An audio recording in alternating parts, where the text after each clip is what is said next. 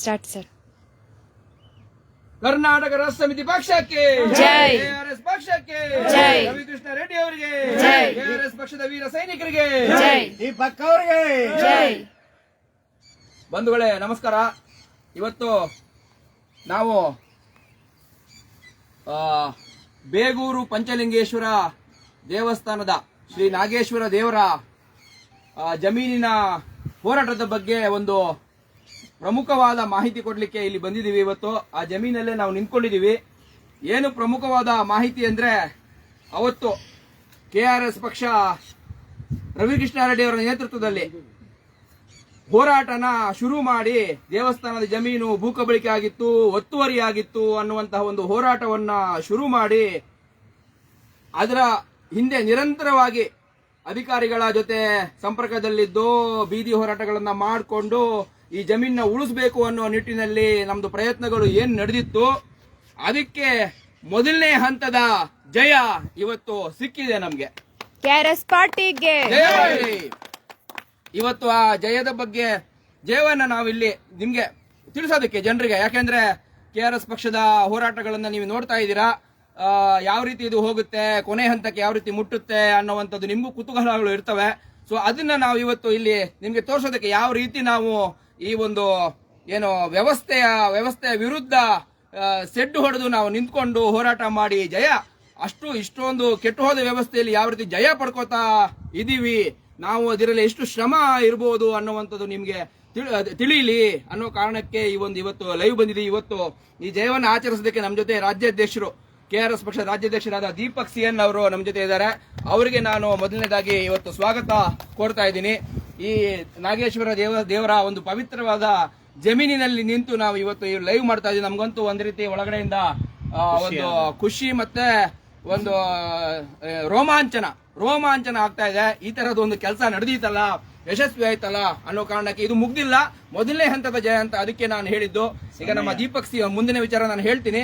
ಮೊದಲನೇದಾಗಿ ದೀಪಕ್ ಸಿಎನ್ ಅವರಿಗೆ ಇಲ್ಲಿನ ಬೊಮ್ಮನಹಳ್ಳಿ ಉಸ್ತುವಾರಿದ ರಾಮ್ ರೆಡ್ಡಿ ಅವರು ಸ್ವಾಗತ ಕೋರಿ ಮಾಲಾರ್ಪಣೆ ಮಾಡಿ ಸ್ವಾಗತ ಕೋರಬೇಕು ಅಂತ ನಾನು ಕೇಳ್ಕೊತೀನಿ. ಕೆಆರ್ಎಸ್ ಪಕ್ಷದ ರಾಜ್ಯಾಧ್ಯಕ್ಷರ ದೀಪಕ್ ಸಿಎನ್ ಅವರಿಗೆ, ಹೋರಾಟಗಾರರ ದೀಪಕ್ ಸಿಎನ್ ಅವರಿಗೆ. ಈಗ ಮುಂದುವರೆದಂತೆ ಈ ಜಮೀನು ಅವತ್ತು ನೀವೆಲ್ಲ ನೋಡಿದೀರಾ, ಲೈವ್ ಅಲ್ಲೇ ನೋಡಿದೀರಾ ಯಾವ ರೀತಿ ಈ ಜಮೀನ ಕಬಳಿಕೆ ಮಾಡಿರುವಂತವ್ರು, ಒತ್ತುವರಿ ಮಾಡಿರುವಂತವ್ರು ನಮ್ಮ ವಿರುದ್ಧ ರೌಡಿಗಳನ್ನ ಕರ್ಕೊಂಡ್ಬಂದು ರವಿಕೃಷ್ಣ ರೆಡ್ಡಿ ಅವರು ಮತ್ತೆ ಅವರ ತಂಡವನ್ನ ಯಾವ ರೀತಿ ಒಂದು ಏನ್ ಹೇಳ್ತಾರೆ ಮುತ್ತಿಗೆ ಹಾಕಿ ಒಂದ್ ರೀತಿ ಜಗಳನೇ ಆಗೋ ತರ ಒಂದು ಏನ್ ಹೊಡೆದಾಟ ಆಗುತ್ತೋ ಅನ್ನುವಂತಹ ಒಂದು ಪರಿಸ್ಥಿತಿ ನಿರ್ಮಾಣ ಆಗಿತ್ತು. ಅದನ್ನೆಲ್ಲ ನೀವು ನೋಡಿದೀರಾ. ಆದ್ರೆ ಅದಕ್ಕೆಲ್ಲ ನಾವು ಜಗ್ಗೋರಲ್ಲ ಬಗ್ಗೋರಲ್ಲ.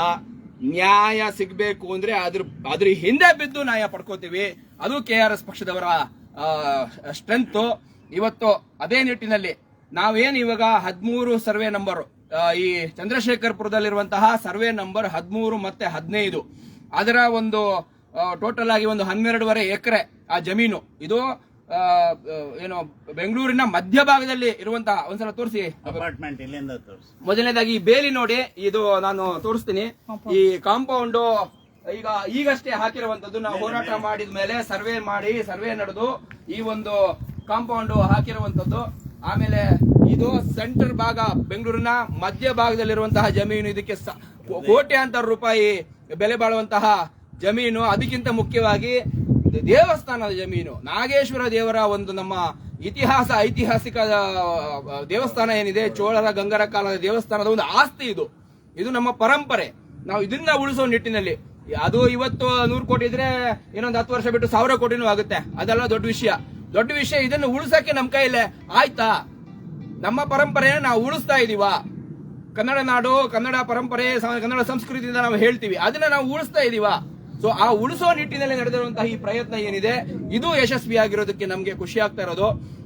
ಈಗ ಈ ವಿಚಾರವಾಗಿ ಇನ್ನೂ ಹೆಚ್ಚಿನದಾಗಿ ಬೆಂಗಳೂರಲ್ಲಿ ಯಾವ್ಯಾವ ರೀತಿ ನಡೆಯುತ್ತೆ, ರಾಜ್ಯದಲ್ಲಿ ಯಾವ್ಯಾವ ರೀತಿ ನಡೆಯುತ್ತೆ, ಈ ತರ ಭೂ ಕಬಳಿಕೆ, ಭೂ ಒತ್ತುವರಿಗಳ ವಿಚಾರವಾಗಿ ನಮ್ಮ ರಾಜ್ಯಾಧ್ಯಕ್ಷರು ದೀಪಕ್ ಅವರು ನಮಗೆ ಇದ್ರ ಬಗ್ಗೆ ಜಾಸ್ತಿ ವಿಚಾರ ತಿಳಿಸಬೇಕು ಅಂತ ನಾನು ಕೇಳ್ಕೊತೀನಿ.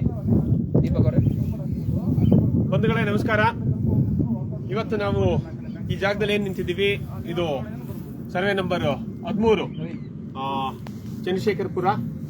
ಇದ್ರ ಪಕ್ಕದಲ್ಲಿ ಆ ಕಡೆಗೆ ಸರ್ವೆ ನಂಬರ್ 15 ಇದೆ. ಇಲ್ಲಿ ಪಕ್ಕದಲ್ಲಿ 13 ಒಂದು ಭಾಗ ಇದೆ, 13ರ ಇನ್ನೊಂದು ಭಾಗ ಆ ಕಡೆಗಿದೆ. ತದನಂತರ ಇಲ್ಲಿ ಆ ಕಡೆ ತೋರಿಸ್ಬೋದು, ಅದೇನಿದೆ ಬಂಡೆ. ಇದು ಬಂಡೆ ಇರುವಂತ ಜಾಗಗಳು ಬಹುತೇಕ ಎಲ್ಲಾ ಕಡೆನೂ ಬಿ ಖರಾಬ್ ಅಂತ ಬರುತ್ತೆ. ಬಂಡೆ, ಹಳ್ಳಗಳು, ಕಾಲ್ದಾರಿ, ಈ ತರದ್ದು ಸರ್ಕಾರಿ ಬಿ ಖರಾಬ್. ಯಾವತ್ತಿದ್ರೂ ಸರ್ಕಾರದ ಜಾಗ, ಅದನ್ನ ಯಾರಿಗೂ ಪರಭಾರೆ ಮಾಡ್ಲಿಕ್ಕೆ ಆಗೋದಿಲ್ಲ. ಅಂತದ್ರಲ್ಲಿ ಇವರು ಇದು ನಮ್ಮ ಆಸ್ತಿ ಅಂತ ಅನ್ಬಿಟ್ಟು ಸೇರಿಸ್ಕೊಂಡು ಅದನ್ನ ಬೇರೆಯವ್ರಿಗೆ ಮಾರಾಟ ಮಾಡುವಂತ ಒಂದು ಅಕ್ರಮ ಕೃತ್ಯ ನಡೀತಾ ಇತ್ತು. ಆ ಸಂದರ್ಭದಲ್ಲಿ ಕೆಲವರು ನಮ್ಮ ಗಮನಕ್ಕೆ ಇದನ್ನ ತಂದ್ರು. ನೋಡಿದಾಗ ಇಲ್ಲಿ ಬಹಳಷ್ಟು ಜಮೀನು, 100 ಎಕರೆ ದೇವಸ್ಥಾನದ ಆಸ್ತಿ ಈಗಾಗಲೇ ಕಬಳಿಕೆ ಆಗಿದೆ. ಉಳ್ಕೊಂಡಿರೋದು ಅಷ್ಟೋ ಇಷ್ಟೋ. ಅದನ್ನ ನಾವು ಈಗ ಬೇರೆದನ್ನ ಏನ್ ಕಬಳಿಕೆ ಆಗಿದೆ ಅದನ್ನ ನಾವು ಉಳಿಸುವಂತ ಪ್ರಯತ್ನ ಮುಂದುವರಿಸ್ತೀವಿ. ಆದ್ರೆ ಇದು ಖಾಲಿ ಜಾಗ. ಇದು ಖಾಲಿ ಜಾಗ ಉಳ್ಕೊಂಡ್ರೆ ನಮಗೆ ಒಂದಷ್ಟು ಬೇರೆ ಇನ್ಯಾರಿಗೋ ಮಾರಾಟ ಆಗಿ ಅದು ಥರ್ಡ್ ಪಾರ್ಟಿ ಇಂಟ್ರೆಸ್ಟ್ ಕ್ರಿಯೇಟ್ ಆಗುವಂತ ಒಂದು ಸಂದರ್ಭವನ್ನ ನಾವು ತಪ್ಪಿಸುವಂತ ಒಂದು ಕೆಲಸವನ್ನ ಈ ಸಂದರ್ಭದಲ್ಲಿ ಇದನ್ನ ಮಾಡಿದೀವಿ. ಈಗ ಸದ್ಯಕ್ಕೆ ಒಟ್ಟು 12 ಎಕರೆ, ಈಗಾಗಲೇ ರಘುಪತಿ ಅವರು ಹೇಳಿದ ಹಾಗೆ 12 ಎಕರೆ ಜಾಗ ಇದು ಸರ್ವೆ ನಂಬರ್ 13 ಮತ್ತೆ 12ರಲ್ಲಿ. ಅದರಲ್ಲಿ 2 ಎಕರೆ 13 ಗುಂಟೆ ಬಿ ಖರಾಬ್ ಜಾಗ. ಬಿ ಖರಾಬ್ ಜಾಗವನ್ನು ಸೇರಿ ಇವರು ಬೇಲಿ ಹಾಕೊಂಡು ನಾವು ಇದನ್ನ ಪ್ರವೇಶ ಮಾಡಬಾರ್ದು ಅನ್ನೋ ಒಂದು ಇಂಜೆಕ್ಷನ್ ಆರ್ಡರ್ನು ಕೂಡ ತಂದಿದ್ರು. ಆದರೆ ರವಿಕೃಷ್ಣ ರೆಡ್ಡಿ ಅವರ ನೇತೃತ್ವದಲ್ಲಿ ಏನು ಹೋರಾಟ ನಡೆಯಿತು, ಕಳೆದ 6 ತಿಂಗಳಿಂದ ಇದರ ಹಿಂದೆ ಸತತವಾಗಿ ನಾವು ಹಿಂದೆ ಬಿದ್ದಿದ್ದೀವಿ. ದಾಖಲೆಗಳನ್ನು ಸಂಗ್ರಹ ಮಾಡುವಂಥದ್ದು, ಅಧಿಕಾರಿಗಳನ್ನ ಭೇಟಿ ಆಗುವಂಥದ್ದು, ಅವರಿಗೆ ದೂರುಗಳನ್ನ ಕೊಡುವಂಥದ್ದು, ಅವ್ರ ಮೇಲೆ ನಿರಂತರವಾಗಿ ಒತ್ತಡವನ್ನು ಹೇರುವಂಥದ್ದು. ಕಡೆಗೆ ಅದು ಮುಂದುವರೆದೇ ಇದ್ದಂತ ಸಂದರ್ಭದಲ್ಲಿ ನಾವು ರಿಪೋರ್ಟ್ ಬರಬೇಕು, ಅವ್ರಿಗೆ ಬರ್ದಿದ್ದೀವಿ, ಇವ್ರಿಗೆ ಬರ್ದಿದ್ದೀವಿ ಅಂತ ಅಂದ್ಬಿಟ್ಟು ಕೇವಲ ಜಾರಿಗೆ ಉತ್ತರವನ್ನ ಕೊಡುವಂತ ಸಂದರ್ಭದಲ್ಲಿ ನಾವು ಒಂದು ದೇವಸ್ಥಾನಕ್ಕೆ ಭೇಟಿ ನೀಡಿ ಅಲ್ಲಿ ನಾವು ಇಲ್ಲಿ ಧರಣಿ ಮಾಡ್ತೀವಿ ಅಂತ ಅಂದ್ಬಿಟ್ಟು ಹೇಳಿದಂತ ಸಂದರ್ಭದಲ್ಲಿ ಕೊನೆಗೆ ಈ ಜಾಗಕ್ಕೆ ಬರ್ತೀವಿ ಅಂತ ಅಂದ್ಬಿಟ್ಟು ಹೇಳಿ ಎಲ್ಲ ಇದಾದ್ಮೇಲೆ ತದನಂತರ ಅಧಿಕಾರಿಗಳು ಸ್ವಲ್ಪ ಮಟ್ಟಿಗೆ ಚುರುಕಾಗಿ ಕೆಲಸವನ್ನ ಮಾಡಿ ಸರ್ವೆ ನಡೆಸಿ ಈ ಜಾಗವನ್ನ ತಮ್ಮ ವಶಕ್ಕೆ ಪಡ್ಕೊಂಡಿದ್ದಾರೆ. ಮುಂದೆ ಅಲ್ಲಿ ಬೋರ್ಡ್ ಹಾಕಿದ್ದಾರೆ, ಅದನ್ನ ತೋರಿಸ್ತೀವಿ. ಈಗ ಇಲ್ಲಿ ನೋಡ್ಬೋದು, ಅಲ್ಲಿ ತನಕ ಇದೆ ಅಂತ ಅಂದ್ಬಿಟ್ಟು. ಅಲ್ಲಿ ತನಕನೂ ಟ್ಯಾಂಕ್ ಇದೆಯಲ್ಲ, ಅದ್ರ ಪಕ್ಕದಲ್ಲಿ ಈ ಗೋಡೆಯಲ್ಲಿ ಇತ್ತೀಚೆಗೆ ಈ ಕಳೆದ 15 ದಿನದ ಒಳಗಡೆ ಯಾವತ್ತು ಹಾಕಿದ್ದು? 4 ದಿನದ ಹಿಂದೆ ಈ ಸರ್ವೆ ನಡೆದು 4 ದಿನದ ಹಿಂದೆ ಈ ಕಾಮಗಾರಿ ಮುಗಿದಿದೆ. ಇದು ಸಿಮೆಂಟ್ ಇನ್ನೂ ಹಸಿಯಾಗಿದೆ. ಹೋದ ಸೋಮವಾರ ಇದನ್ನ ವಿಡಿಯೋ ಮಾಡಿದ್ದೆ. ಕಾಂಪೌಂಡ್ ಅನ್ನ ಹಾಕಿ ಸರ್ಕಾರಿ ಜಮೀನನ್ನ ಭದ್ರಪಡಿಸ್ಕೊಂಡಿದ್ದಾರೆ. ನಾವು ಈಗ ಮುಂದೆ ಹೋಗೋಣ, ನಿಮಗೆ ಗೊತ್ತಾಗುತ್ತೆ. ಅಲ್ಲಿ ಪಕ್ಕದಲ್ಲಿ ಇನ್ನೊಂದು ಸರ್ವೆ ನಂಬರ್ 12 ಮತ್ತೆ 17 ಸರ್ಕಾರದ ಮುಜರಾಯಿ ಇಲಾಖೆಗೆ ಸೇರಿದಂತ ಇದು ದೇವಸ್ಥಾನ. ಈ ದೇವಸ್ಥಾನದ ಇನ್ನೊಂದಷ್ಟು ಜಮೀನು ಅಲ್ಲಿ ಕಲ್ಬಂಡೆ ಎಲ್ಲ ಇದೆ, ಅದನ್ನು ಕೂಡ ಪರಭಾರೆ ಆಗಿದೆ. ಅದನ್ನ ಉಳಿಸ್ಕೊಳ್ಳುವಂತ ಪ್ರಯತ್ನ ಸರ್ಕಾರದ ಕಡೆಯಿಂದ ಈಗ ನಡೀತಾ ಇದೆ. ಅದು ಕೋರ್ಟ್ ಅಲ್ಲಿ ಇದೆ. ನಾವು ಅದ್ರ ಬಗ್ಗೆನೂ ಕೂಡ ನಿರಂತರವಾಗಿ ಎತ್ತುತ್ತಾ ಇದ್ದೀವಿ. ಒಟ್ಟಾರೆ 100 ಎಕರೆ ಇರುವಂತ ಈ ದೇವಸ್ಥಾನದ ಜಮೀನನ್ನ ನಾವು ಉಳಿಸ್ಲಿಕ್ಕೆ ಪ್ರಯತ್ನವನ್ನ ನಮ್ಮ ನಿರಂತರ ಪ್ರಯತ್ನ ಮುಂದುವರಿಯುತ್ತೆ. ಈ ನಿಟ್ಟಿನಲ್ಲಿ ಇದಕ್ಕೆ ಹಿನ್ನೆಲೆಯಾಗಿ ನೋಡಬೇಕು ಅಂತ ಅಂದ್ರೆ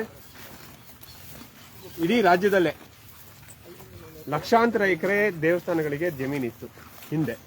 ಆದ್ರೆ ಇವತ್ತು ಲೆಕ್ಕ ಹಾಕಿದ್ರೆ 10,000 20,000 ಎಕರೆನೋ ಉಳ್ಕೊಂಡಿರ್ಬೋದು ಒಟ್ಟಾರೆಯಾಗಿ.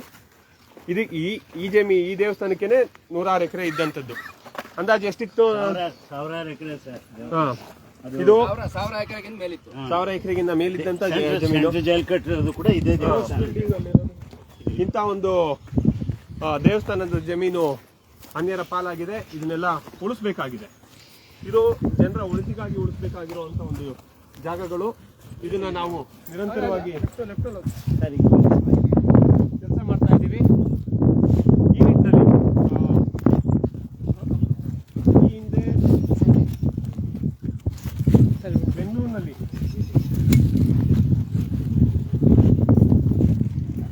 ಬೆಂಗಳೂರಿನ ಹೃದಯ ಭಾಗದಲ್ಲಿ 106 ಎಕರೆ ಜಮೀನು ಪರಭಾರೆ ಆಗಿದೆ. ಅದು ಕೋರ್ಟಲ್ಲಿ ಕೇಸ್ಗಳಾಗಿ ಕೋರ್ಟ್ಗಳಲ್ಲೂ ಕೂಡ ಲಾಯರ್ಗಳನ್ನ ಬುಕ್ ಮಾಡಿಕೊಂಡು, ಸರ್ಕಾರಿ ಲಾಯರ್ಗಳನ್ನ, ಅಧಿಕಾರಿಗಳನ್ನ ಬುಕ್ ಮಾಡಿಕೊಂಡು ಅದನ್ನೆಲ್ಲ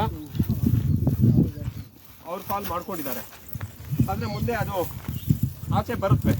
ಈ ನಿಟ್ಟಿನಲ್ಲಿ 2008ರಲ್ಲಿ ಎ ಟಿ ರಾಮಸ್ವಾಮಿ ಕಮಿಟಿ ಬಂದಿತ್ತು. ಆ A T Ramaswamy committee report ಅಲ್ಲಿ ಸುಮಾರು 20,000 ಎಕರೆ ಒಟ್ಟಾರೆ ಸರ್ಕಾರಿ ಜಮೀನು ಕಬಳಿಕೆ ಆಗಿದೆ ಅಂತ ಅಂದ್ಬಿಟ್ಟು ವರದಿಯನ್ನ ಕೊಟ್ಟಿತ್ತು. ಅದ್ರ ಮೇಲೆ ಕ್ರಮ ಆಗಬೇಕು ಅಂತ ಅಂದ್ಬಿಟ್ಟು ರವಿಕೃಷ್ಣಾರೆಡ್ಡಿ ಅವರು ಈ ಹಿಂದೆ ಎಚ್.ಎಸ್. ದೊರೆಸ್ವಾಮಿ ಅವರ ನೇತೃತ್ವದಲ್ಲಿ ಏನು ಹೋರಾಟ ನಡೀತು ಅದರಲ್ಲಿ ಸತತವಾಗಿ 40 ದಿನಗಳ ಕಾಲ ನಡೆದಂಥ ಹೋರಾಟದಲ್ಲಿ ಪ್ರತಿ ದಿನನೂ ಅದರಲ್ಲಿ ಪಾಲ್ಗೊಂಡಿದ್ರು. ತದನಂತರ ಅದಕ್ಕಿಂತ ಹಿಂದೆ ಬಾಲಸುಬ್ರಹ್ಮಣ್ಯಂ ಅಂತ ಅಂದ್ಬಿಟ್ಟು ಅಡಿಷನಲ್ ಚೀಫ್ ಸೆಕ್ರೆಟರಿ ಆಗಿದ್ದಂಥವರು, ಅವರ ನೇತೃತ್ವದಲ್ಲಿ ಒಂದು ಕಮಿಟಿ ಆಗಿತ್ತು. ಅವರು ಸುಮಾರು ಕರ್ನಾಟಕದಲ್ಲಿ ಒಟ್ಟಾರೆ ಸರ್ಕಾರಿ ಭೂಮಿಗಳು 13 ಲಕ್ಷ ಎಕರೆ ಸರ್ಕಾರಿ ಭೂಮಿ ಕಬಳಿಕೆ ಆಗಿದೆ. ಅದರಲ್ಲಿ ಅರಣ್ಯ ಭೂಮಿನೂ ಸೇರಿದೆ. ಅದರ ಜೊತೆಗೆ ತದನಂತರ ನಾವು ಅದನ್ನ ಹೈಕೋರ್ಟ್ ಅಲ್ಲಿ ಪ್ರಶ್ನೆ ಮಾಡಿ ಇದನ್ನೆಲ್ಲ ವಶಪಡಿಸ್ಕೊಳ್ಬೇಕು ಅಂತ ಹೇಳಿದಾಗ ರಿಪೋರ್ಟ್ ಬಂದಾಗ ಇನ್ನೂ ಆಘಾತಕಾರಿ ವಿಚಾರ ಅಂತ ಅಂದ್ರೆ ಅದು 15 ಲಕ್ಷ ಎಕರೆಗೆ ಹೋಗಿತ್ತು.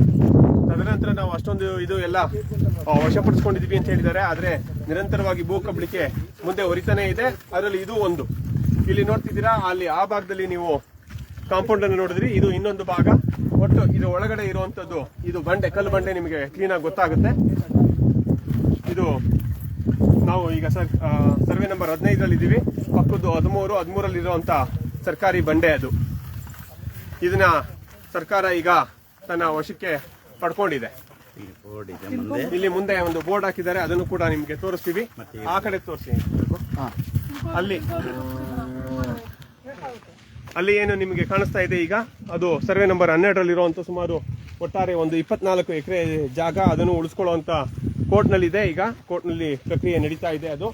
ಅದನ್ನು ಉಳಿಸ್ಕೊಳ್ಳುವಂತ ಒಂದು ಕೆಲಸ ನಡೀತಾ ಇದೆ. ಅದರ ಹಿಂದೆನೂ ನಾವು ಫಾಲೋ ಅಪ್ ಮಾಡ್ತಾ ಇದ್ದೀವಿ.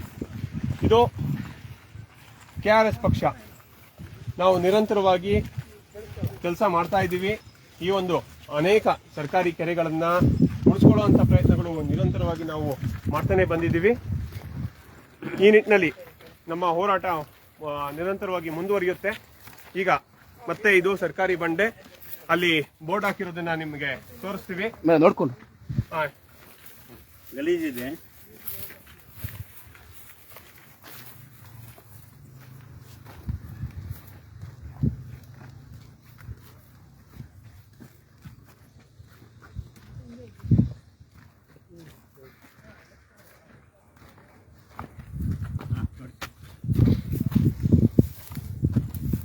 ಇದು ಬಂಧುಗಳೇ ನೋಡಿ, ಇಲ್ಲಿ ಇತ್ತೀಚೆಗೆ ಕರ್ನಾಟಕ ಸರ್ಕಾರ ಕಂದಾಯ ಇಲಾಖೆ ಬೆಂಗಳೂರು ನಗರ ಜಿಲ್ಲೆ ಬೆಂಗಳೂರು ದಕ್ಷಿಣ ತಾಲೂಕು ಬೇಗೂರು ಹೋಬಳಿ ಚಂದ್ರಶೇಖರ ಗ್ರಾಮದ ಸರ್ವೆ ನಂಬರ್ 15ರಲ್ಲಿ 2 ಎಕರೆ 13 ಗುಂಟೆ ಜಮೀನು ಸರ್ಕಾರಿ ಖರಾಬು ಆಗಿರುತ್ತದೆ. ಮಾನ್ಯ ಜಿಲ್ಲಾಧಿಕಾರಿ ಆದೇಶದ ಮೇರೆಗೆ ತೆರವುಗೊಳಿಸಿ ಸರ್ಕಾರದ ವಶಕ್ಕೆ ಪಡೆಯಲಾಗಿದೆ. ಆದೇಶ ಮಾನ್ಯ ಜಿಲ್ಲಾಧಿಕಾರಿಗಳು ಬೆಂಗಳೂರು ನಗರ ಜಿಲ್ಲೆ. ಇದಿಷ್ಟು. ಈ ಹಿಂದೆ 13 ಅಂತ ಹೇಳಿದೆ, ಇದು 15ರಲ್ಲಿರುವಂತ ಖರಾಬ್ ಜಮೀನು ನೋಡಿ. ಆ ಕಡೆ ಬಂಡೆ ಈಗಾಗಲೇ ಯಾರು ಪರ್ಮಿಷನ್ ತಗೊಂಡು ಮಾಡಿದಾರೋ ಏನೋ ಗೊತ್ತಿಲ್ಲ, ಕ್ವಾರಿನೂ ಮಾಡಿದ್ದಾರೆ, ಅಲ್ಲೆಲ್ಲ ಮಾರಾಟಗಳನ್ನು ಮಾಡಿದ್ದಾರೆ. ಅಲ್ಲಿ ಪಕ್ಕದಲ್ಲಿಯೂ ಒಂದಷ್ಟು ಕ್ವಾರಿ ನಡೆದಿರುವಂತ ಇದು ಕಾಣಿಸ್ತಾ ಇದೆ ನಮಗೆ. ಅಲ್ಲೇನು ಕ್ವಾರಿ ನಡೆದಿದೆ ಸರ್. ಅದು ಸುಮಾರು ಹಳ್ಳಿಗಳೆಲ್ಲ ಮುಚ್ಚಿ ದೊಡ್ಡ ಬಂಡೆ, ಸುಮಾರು 24 ಎಕರೆ ಇರುವಂತದ್ದು ಸರ್ವೆ ನಂಬರ್ 12 ಮತ್ತೆ 17. ಈ ನಿಟ್ಟಿನಲ್ಲಿ ನಾವು ಸರ್ಕಾರ ಜನರಿಗೆ ಒಂದು ವಿಚಾರವನ್ನ ಸರ್ಕಾರಕ್ಕೆ ತಿಳಿಸುವಂಥದ್ದು, ದಯವಿಟ್ಟು ಸರ್ಕಾರಿ ಜಾಗವನ್ನ ಉಳಿಸುವಂತ ಪ್ರಯತ್ನಗಳು ನಿಮ್ಮಿಂದ ಆದ್ರೆ ಖಂಡಿತ ನಾಡಿಗೆ ಒಂದು ದೊಡ್ಡ ಕೊಡುಗೆ ಆಗುತ್ತೆ. ಆದ್ರೆ ಬಡವರಿಗೆ ಸೇರ್ಬೇಕಾಗಿರುವಂತ ಜಾಗಗಳು, ಅಕ್ರಮ ಸಕ್ರಮ ಮಾಡಿಕೊಂಡು ಇರುವಂತ ಜಾಗಗಳನ್ನ ನೀವು ಅನ್ಯರಿಗೆ, ಬಲಾಢ್ಯರಿಗೆ ಕೊಡುವಂತ ನಿರಂತರ ಕ್ರಮ ಆಗ್ತಾ ಇದೆ. ನೂರಾರು ಅಕ್ರಮ ಆದೇಶಗಳನ್ನ ನೀವು ಕೊಡ್ತಾ ಇದ್ದೀರಾ. ಅದನ್ನ ನಿಲ್ಲಿಸಿ. ಚಿಕ್ಕಮಗಳೂರಲ್ಲಿ, ಕಡೂರು ತಾಲೂಕಿನಲ್ಲಿ, ಮೂಡಿಗೆರೆ ತಾಲೂಕಿನಲ್ಲಿ ಏನೇ ಆಗಿದೆ ಅಂತ ಅಂದ್ಬಿಟ್ಟು ಗೊತ್ತಿದೆ. ಈಗ ಒಂದಷ್ಟು ಅಲ್ಲಿ ವಿಚಾರಣೆಗಳು ನಡೀತಾ ಇದ್ದಾವೆ, ತನಿಖೆ ನಡೀತಾ ಇದೆ. ಇವೆಲ್ಲ ನಿಲ್ಲಬೇಕು. ಆ ನಿಟ್ಟಿನಲ್ಲಿ KRS ಪಕ್ಷ ನಿರಂತರವಾಗಿ ಹೋರಾಟವನ್ನು ಮಾಡುತ್ತೆ. ಇದೇ ಸಂದರ್ಭದಲ್ಲಿ ಒಂದು ವಿಚಾರವನ್ನ ಜನರ ಗಮನಕ್ಕೆ ತರೋದಕ್ಕೆ ನಾವು ಇಷ್ಟಪಡ್ತೇವೆ. ನಿಮಗೆ ದೇವಸ್ಥಾನದ ಆಸ್ತಿ ಯಾವ್ದಾದ್ರು ಕಬಳಿಕೆ ಆಗಿದೆ ಅಂತ ಅಂದ್ರೆ ದಯವಿಟ್ಟು ನಮ್ಮ ಗಮನಕ್ಕೆ ತನ್ನಿ, ದಾಖಲೆ ಸಮೇತ. ಕೇವಲ ಆಗಿದೆ ಹೀಗಿದೆ ಅಂತ ಅಂದ್ರೆ ನಾವೇನು ಮಾಡ್ಲಿಕ್ಕೆ ಆಗಲ್ಲ. ದಾಖಲೆಗಳು ಬೇಕು. ಏನಾಗಿದೆ, ಏನ್ ಮಾಡ್ತಿದ್ದಾರೆ, ಇವನ್ನೆಲ್ಲ ನಮ್ಮ ಗಮನಕ್ಕೆ ತಂದ್ರೆ ನಾವು ಅದನ್ನ ಉಳಿಸ್ಕೊಳ್ಳುವಂತ ಪ್ರಯತ್ನವನ್ನ ನಾವು ನೀವು ಬರಬೇಕು. ಇಲ್ಲಿ ಗ್ರಾಮಸ್ಥರು ಒಂದಷ್ಟು ಜನ ಬಂದಿರೋದ್ರಿಂದ ನಾವು ಇದನ್ನ ಹೋರಾಟಕ್ಕೆ ತೆಗೆದುಕೊಂಡು ಉಳಿಸುವಂತ ಪ್ರಯತ್ನಗಳು ಆಯ್ತು. ಅವರಿಗೆ ಒಂದಷ್ಟು ವಿಚಾರಗಳು ಗೊತ್ತಿರುತ್ತೆ. ಅದನ್ನ ನಾವು ಸರ್ಕಾರದ ಗಮನಕ್ಕೆ ತಂದು ನಮ್ಮ ಹೋರಾಟವನ್ನ ಅವ್ರ ಜೊತೆಗೆ ಸೇರ್ಕೊಂಡು ನಾವು ಮಾಡ್ತೇವೆ. ಅದೇ ರೀತಿ ರಾಜ್ಯದ ಯಾವುದೇ ಮೂಲೆಯಲ್ಲಾಗ್ಲಿ ಅದು ನಮ್ಮ ಗಮನಕ್ಕೆ ತನ್ನಿ, ನೀವು ಬರಬೇಕು, ದಾಖಲೆಗಳನ್ನ ತಗೊಂಬನ್ನಿ, ನಾವು ದೇವಸ್ಥಾನದ ಆಸ್ತಿಗಳನ್ನ ಉಳಿಸುವಂತದ್ದು ಒಂದು ಕೆಲಸವನ್ನ ಮಾಡೋಣ. ಇದು ಎಲ್ಲಾ ಸಾರ್ವಜನಿಕರಿಗೆ ಸೇರಿರುವಂತಹ ಆಸ್ತಿ, ಇದು ಜನರಿಗೆ ಉಪಯೋಗ ಆಗಲಿ ಅಂತ ಅಂದ್ಬಿಟ್ಟು ಹಿಂದೆ ಮೀಸಲಿಟ್ಟಿದ್ದು, ದಾನ ಕೊಟ್ಟಿದ್ದು ಅಥವಾ ಇನಾಮ್ ಕೊಟ್ಟಿರುವಂತ ಜಾಗಗಳು, ಇವನ್ನ ಪರವಾರೆ ಮಾಡಿ ಯಾರ್ಯಾರೋ ನುಂಗ್ಕೊಂಡು ಕೋಟ್ಯಾಧೀಶರಾಗಿದ್ದಾರೆ. ಇವತ್ತು ಅದನ್ನ ಹಾಳು ಮಾಡಿದ್ದಾರೆ, ಜನರಿಗೆ ಉಪಯೋಗ ಇಲ್ಲದೆ ಇರೋ ಹಾಗೆ ಮಾಡಿದ್ದಾರೆ. ಇವೆಲ್ಲ ನಿಲ್ಲಬೇಕು. ರಾಜ್ಯದಲ್ಲಿ ಒಂದು ಸ್ವಚ್ಛ ಸಮೃದ್ಧ ನಾಡನ್ನ ಕಟ್ಟುವಂತ ನಿಟ್ಟಿನಲ್ಲಿ KRS ಪಕ್ಷ ಇವತ್ತು ತೊಡಗಿದೆ. ಆ ನಿಟ್ಟಿನಲ್ಲಿ ನಿಮ್ಮೆಲ್ಲರ ಸಹಕಾರ ಅಗತ್ಯವಾಗಿದೆ. ನೀವೆಲ್ಲ ನಮ್ಮ ಜೊತೆ ಕೈ ಜೋಡಿಸಿ ನಾವು ಸಾರ್ವಜನಿಕ ಆಸ್ತಿಯನ್ನ ಉಳಿಸೋಣ, ಅದ್ರ ಮೂಲಕ ನಾಡನ್ನ ಕಟ್ಟೋಣ ಅಂತ ಹೇಳ್ತಾ ನನ್ನ ಮಾತನ್ನು ಮುಗಿಸ್ತೀನಿ. ನಮಸ್ಕಾರ. KRS ಪಕ್ಷಕ್ಕೆ ನಮ್ ದೀಪಕ್ ಸಾರಿ ಹೇಳ್ದಂಗೆ ನಾವೆಲ್ಲರೂ ನಾಡನ್ನು ಕಟ್ಟಬೇಕು, ನಾಡನ್ನು ಉಳಿಸಬೇಕು. ಹಾಗಾಗಿದ್ರೆ ಎಲ್ಲರೂ ಬಂದು KRS ಪಕ್ಷವನ್ನು ಸೇರಿ ಯುವಕರು, ಯುವತಿಯರು, ವೃದ್ಧರು ಎಲ್ಲರೂ ಬಂದು ಸಹಕರಿಸಬೇಕು ಅಂತೇಳಿ ನಾವು ನಾಡ ಕಟ್ಟಬೇಕಂದ್ರೆ ಒಬ್ಬಿಬ್ಬರ ಕೈಯಲ್ಲಿ ಆಗುವುದಿಲ್ಲ. ಎಲ್ಲರೂ ಬಂದರೆ ಮಾತ್ರ ನಾಡನ್ನು ಕಟ್ಟುವುದಕ್ಕಾಗುತ್ತೆ. ಒಂದು ದೇಶ ಕಟ್ಟಬೇಕಂದ್ರೆ ನಮ್ಮ ಸೈನಿಕರು ಬೇಕಾಗುತ್ತೆ, ದೇಶ ಕಾಯಬೇಕಂದ್ರೆ. ಅದೇ ರೀತಿ ನಾಡನ್ನು ಕಟ್ಟಬೇಕಂದರೆ ನಮ್ಮ ಜನಗಳ ಬೆಂಬಲ ಬೇಕಾಗುತ್ತದೆ. ಕನ್ನಡಿಗರೇ ಎದ್ದೇಳಿ ಮುಂದೆ ಬನ್ನಿ, ಕನ್ನಡಕ್ಕೋಸ್ಕರವಾಗಿ ನಾವು ನಾಡನ್ನು ಕಟ್ಟೋಣ. KRS ಪಕ್ಷಕ್ಕೆ ಜಯವಾಗಲಿ. ರಾಮ್ ರೆಡ್ಡಿ ಅವರಿಗೆ ಇನ್ನು ಎರಡು ವಿಚಾರ.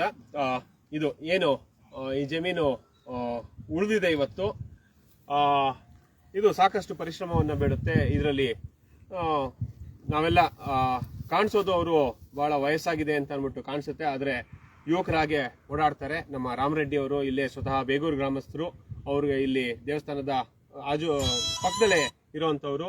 ಅವರು ಕೆಲವರನ್ನೆಲ್ಲ ಪರಿಚಯ ಮಾಡಿಕೊಟ್ಟು ನಿರಂತರವಾಗಿ ಈ ವಿಚಾರದಲ್ಲಿ ಕೆಲಸ ಮಾಡ್ತಿದ್ದಾರೆ. ಇದಕ್ಕೆ ನಿರಂತರವಾಗಿ ಮಾರ್ಗದರ್ಶಕರಾಗಿ ಕೆಲಸ ಮಾಡಿದಂಥವ್ರು ನಮ್ಮ ಪ್ರಧಾನ ಕಾರ್ಯದರ್ಶಿಗಳೇ ಆದಂತ ರಘುಪತಿ ಭಟ್ ಅವರು. ನಿರಂತರವಾಗಿ ವಕೀಲರ ಹತ್ರ ಹೋಗೋದು, ಜಿಲ್ಲಾಧಿಕಾರಿಗಳ ಹತ್ರ ಹೋಗೋದು, ತಹಸೀಲ್ದಾರ್ ಅವ್ರ ಹತ್ರ ಹೋಗೋದು, ಅವ್ರಿಗೆ ಫೋನ್ ಮಾಡುವಂಥದ್ದು, ದಾಖಲೆಗಳನ್ನ ಕೊಡಿ ಅಂತ ಕೇಳುವಂಥದ್ದು, ರಿಪೋರ್ಟ್ ಹಾಕಿ ಅಂತ ಕೇಳುವಂಥದ್ದು, ಕೊಡದೇ ಇದ್ರೆ ಇನ್ನೂ ರಿಪೋರ್ಟ್ ಹಾಕಿಲ್ದೇ ಇದ್ರೆ ಯಾಕೆ ಹಾಕಿಲ್ಲ ಅಂತ ಕೇಳುವಂಥದ್ದು, ನಿರಂತರವಾಗಿ ಅದ್ರ ಹಿಂದೆ ಬಿದ್ದಂಥವ್ರು ಇವರಿಬ್ರು.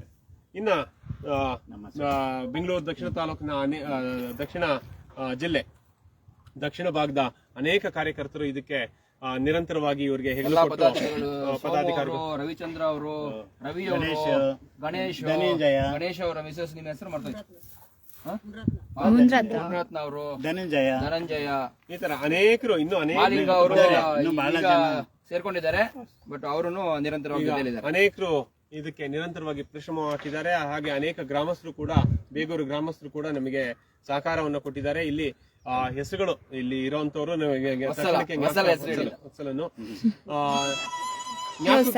ಮುಂದೆ ಕಾಣಿಸಿದಂತವ್ರು ನಮಗೆ ಹೇಳ್ತೀವಿ. ಅನೇಕರು ನಮಗೆ ಮುಖ ಗೊತ್ತಿರುತ್ತೆ, ತಕ್ಷಣಕ್ಕೆ ಅದು ಹೆಸರುಗಳು ಬರೋದಿಲ್ಲ.